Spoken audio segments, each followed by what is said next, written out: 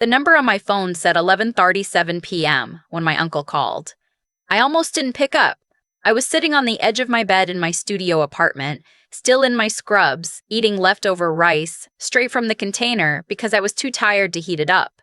My feet hurt. My back hurt. I had a double shift starting at 6 the next morning. "Lily," he said. And I knew from the way he said my name, just one word, nothing after it, that something had shifted. My Uncle Walter isn't a dramatic man. He's the kind of person who shows up with a casserole when you're sick and leaves before you can thank him. He doesn't call late at night. He doesn't do anything without a reason. "Your grandmother set up a trust for you," he said, "before she passed. I found out today, by accident, because her attorney reached out to me directly. He said he'd been trying to contact you for 8 months.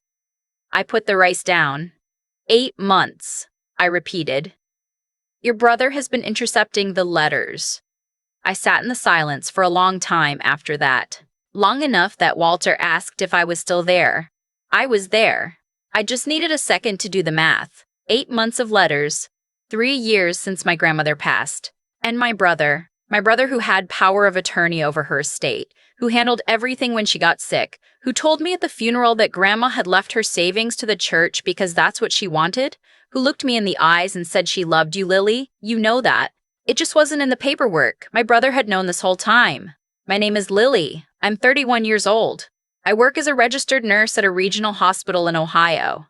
I'm telling you this story because I still can't fully believe it happened to me, and saying it out loud, even like this, makes it feel less like something I dreamed. My grandmother, Ruth, raised me. Not entirely, not officially, but in every way that mattered. My parents split when I was 4. My mom moved to Portland. My dad moved to wherever his girlfriend at the time was.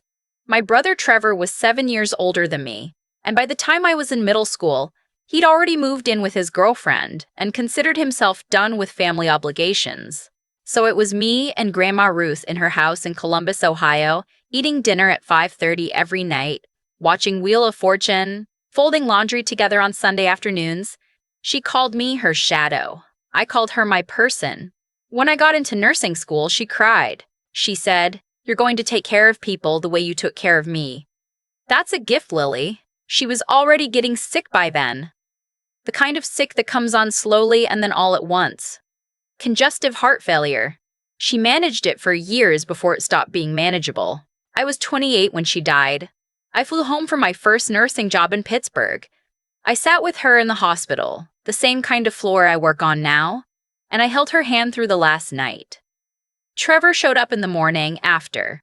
He smelled like coffee and his coat was very clean, and he said, "I drove 3 hours for this like he wanted credit." Trevor handled the estate. He'd set himself up as her executor 2 years earlier when she first started declining. He said it was the practical thing. He said I was busy with school, then with work. He said Grandma wanted it that way. I believed him because he was my older brother, and because I was 28 and grieving, and because I trusted that family didn't do things like that to each other. He told me she'd left her savings, around $40,000, to her church. He said she'd updated her will in the last year.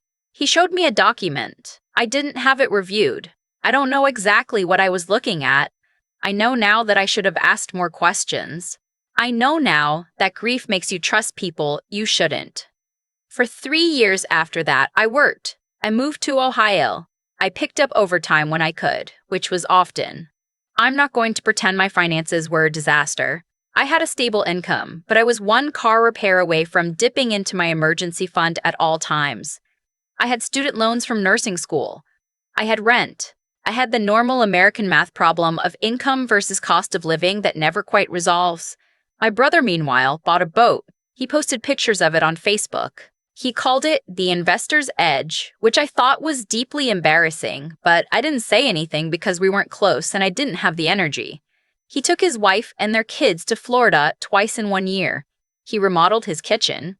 His wife started a lifestyle blog and posted about their new countertops. I thought, good for him. He must have gotten a raise. I did not connect any of those dots. The attorney's name was Mr. Howell. He had handled my grandmother's affairs for 16 years. When Walter gave me his number and I called the next morning, I had called in to delay my shift start. I don't do that, ever. But I couldn't have sat across from patients that morning. Mr. Howell picked up on the second ring and said he was very relieved to hear from me. He'd been trying to reach me since 8 months after my grandmother died. Letters to my last known address, which was my Pittsburgh apartment, but I'd moved to Ohio and only filed my forwarding for a year. Emails to an old school address I never checked. And then, 6 months ago, he had found my Uncle Walter through my grandmother's Christmas card list, of all things, and sent a letter there. The trust, Mr. Howell explained, was established 18 months before my grandmother passed. It was not in her will. It was a separate legal instrument, a revocable living trust that became irrevocable at her death. The terms were clear. Upon her passing, the trust assets were to be distributed to me, Lily Ann Mercer, within 90 days. The assets were not $40,000. They were $112,000. My grandmother had been saving her whole life. Social Security, a small pension from 30 years working in hospital administration, a savings account she'd added to every month since 1987. She had lived modestly, on purpose, and she had set aside money for me. And she had specifically excluded Trevor from any involvement with the trust. She'd had Mr. Howell set it up that way, with a separate corporate trustee, a bank, to manage the distribution. She'd done this quietly, deliberately, without telling anyone in the family. She knew Trevor had control of the estate. She made sure he didn't have control of this. Except Trevor found out anyway. Mr. Howell didn't know the exact mechanics. What he knew was this. He had sent the initial notification letter to my Pittsburgh address. My brother, at some point, had access to that address. He'd helped me move, he knew where I'd lived, and Mr. Howell believed he'd had mail forwarded or redirected somehow. The follow-up letters went to the same address. By the time Mr. Howell realized the letters weren't reaching me, 6 months had already passed. He had flagged the trust account as pending. The bank holding the funds had flagged it too. The money had been sitting there untouched because the distribution required my signature. Trevor couldn't get the money. He just made sure I didn't know it existed. I need you to understand what I felt in that moment. It wasn't anger. Not yet. It was something colder. It was the specific chill of realizing that someone you shared a childhood with, someone who ate Christmas dinner at your grandmother's table, who you called when she died because you needed family, had calculated, deliberately, that your not knowing was worth more to him than your knowing. He didn't steal from me. He just decided I didn't need to inherit what was mine. And then I thought about the boat. And then I faced the anger. I called my brother that afternoon. I want to be honest about this part. I considered not calling him. I considered going straight to an attorney and saying nothing until I had a strategy. But I was still, in some part of me, hoping he had an explanation. People do stupid things out of grief sometimes. People make decisions that seem logical and end up being wrong. I wanted to give him the chance to say, I messed up, I'm sorry, I didn't know how to tell you. He answered on the third ring. He was cheerful. He asked how I was doing. I told him I'd spoken to Grandma's attorney. The cheerful stopped. Oh, he said. Mr. Howell, I said. He explained the trust. There was a pause. Not a long one, but long enough that I knew. I was going to tell you, he said. I waited. There were complications. The account was flagged. It wasn't like I could just... Trevor, I said. You redirected my mail. I don't know what he told you, but you knew about the trust for 3 years. You let me think she left everything to the church. He shifted. I could hear it in his voice, that particular gear change people do when they decide the best defense is offense. She did leave most of it to the church. The trust was a separate thing. I didn't think it was my place to get in the middle of her legal. You intercepted letters addressed to me. Lily, you're making this into something it isn't. I'm going to need you to tell me exactly what you did, I said. And then I'm going to need you to not call me until you're ready to talk to me and an attorney at the same time. I hung up. My hands were shaking. Not from fear, from the specific kind of rage that comes from clarity, when you finally see the full shape of something you'd only been seeing the edges of. I called Mr. Howell back. I told him I was ready to proceed with the distribution. I told him I also wanted to understand what documentation existed. The the original letters, the timeline, everything. He said he had it all. He said he had been keeping meticulous records because, his words, I had a feeling this wasn't straightforward. Then I called my Uncle Walter. Walter is 63. He was my grandmother's youngest brother. He's one of those people who moves through the world quietly and notices everything and says very little until the moment when saying something matters. He listened to what I told him. He didn't say anything for a moment. I always thought something was off, he said finally. At the estate meeting, Trevor moved through that so fast. I asked about her savings account once and he said it had been consolidated. I let it go. A pause. I shouldn't have let it go. You didn't know, I said. I should have asked more. There's something Walter does that I've always loved. When he's decided to help with something, he doesn't say, let me know if you need anything. He says, what do you need me to do? What do you need me to do? He said. I told him I needed to understand the legal landscape before I did anything else. He said he knew an estate attorney, a woman he'd used when his wife passed 2 years ago. Someone thorough, someone who didn't overcharge. He'd call her in the morning. Her name was Patricia.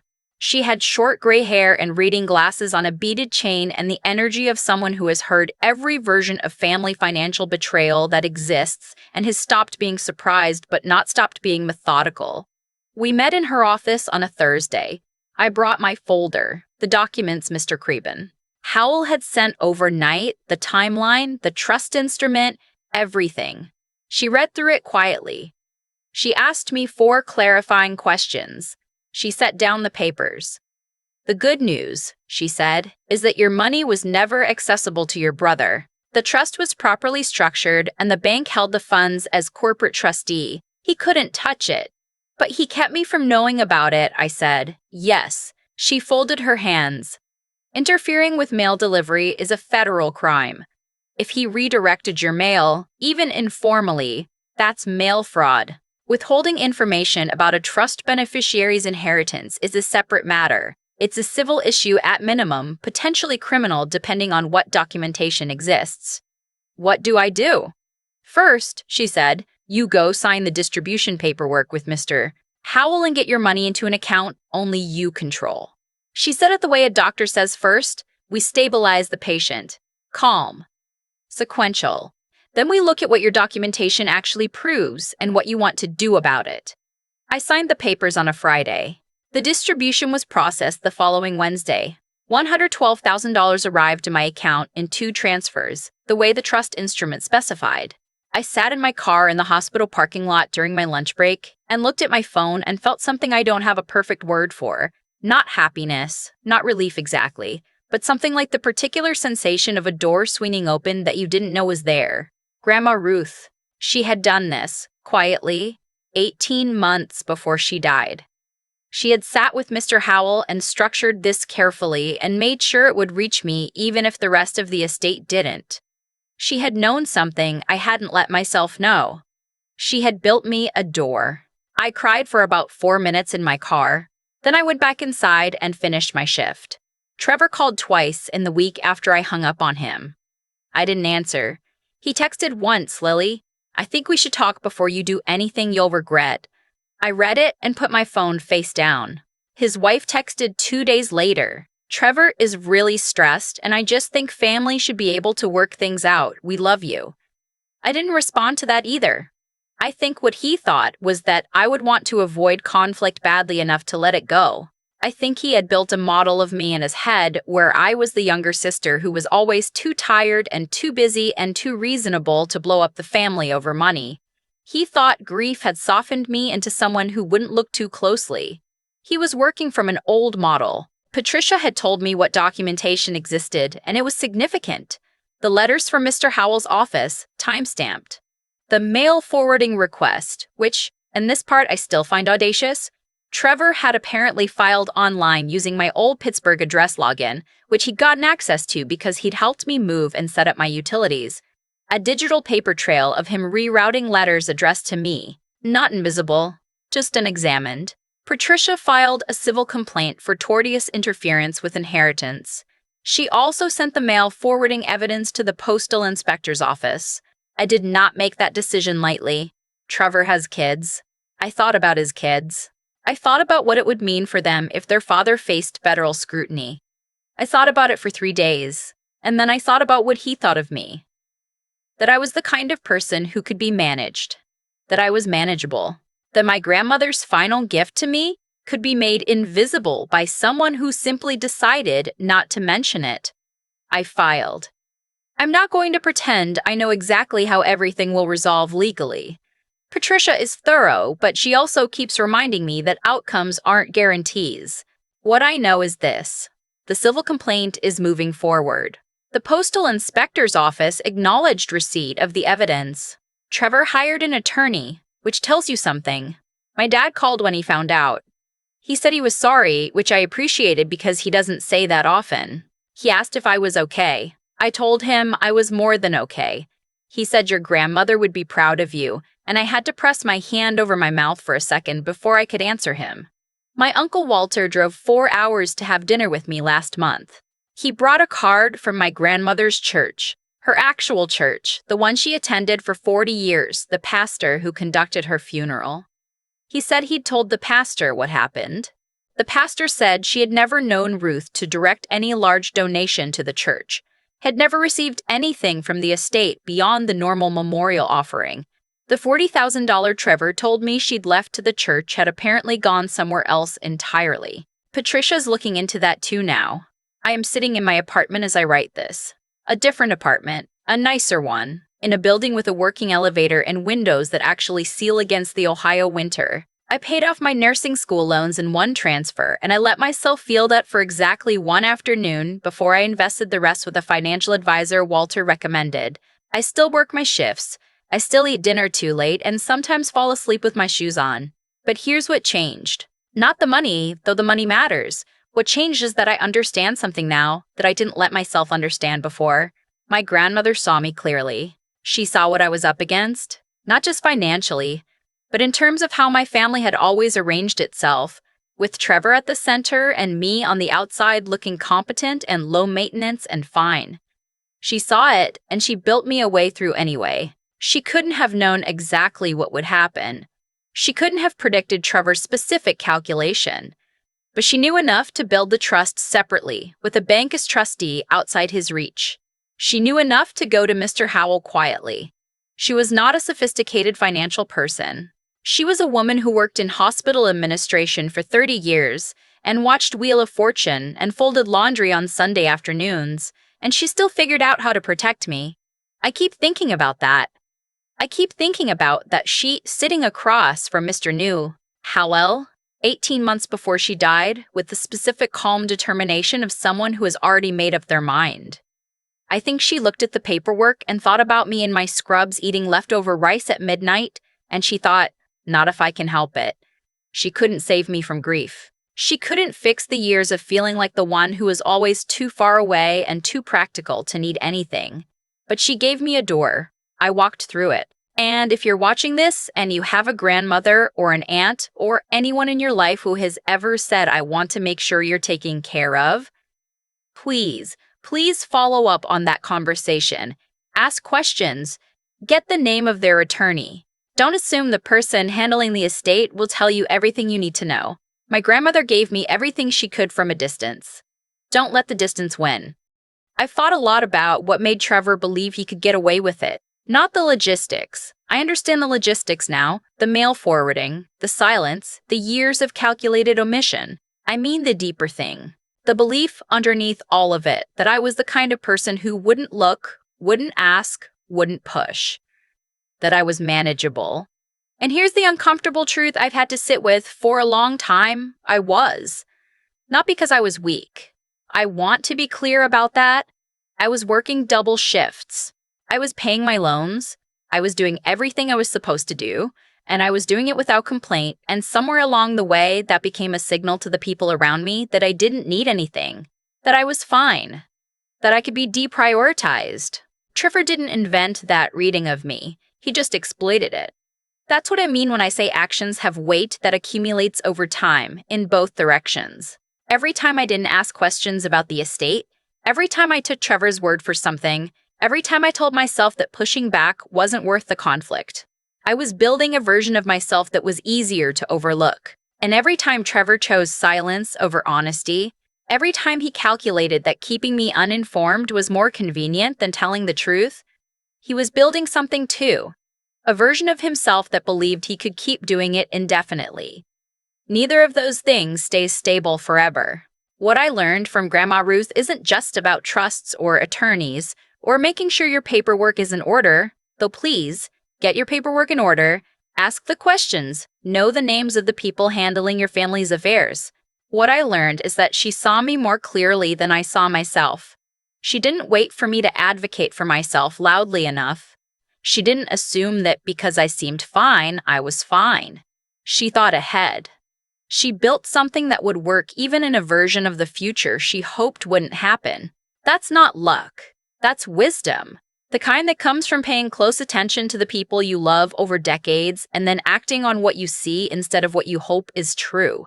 I think about Walter driving 4 hours to have dinner with me. I think about Patricia setting down the papers and saying, "First, we stabilize." I think about Mr. Howell, who kept meticulous records for 3 years because he had a feeling something wasn't right and he didn't let that feeling go. None of those people were obligated to show up the way they did. They did it because somewhere along the line they had decided that showing up for people was just what you did. That's a choice. It's a choice you make over and over, quietly, and it adds up into the kind of person you are. Trevor made choices too. Every day for 3 years he made a choice. I don't know exactly what the legal outcome will be. Patricia is thorough and Walter is steady, and I'm not going to pretend the process is easy or fast. But I know this, I stopped being manageable. And that, more than the money, more than anything else, is what Grandma Ruth was trying to give me. Not just a trust fund, a reason to stop letting people decide what I deserve to know about my own life. She gave me a door. I'm the one who had to walk through it, and I did.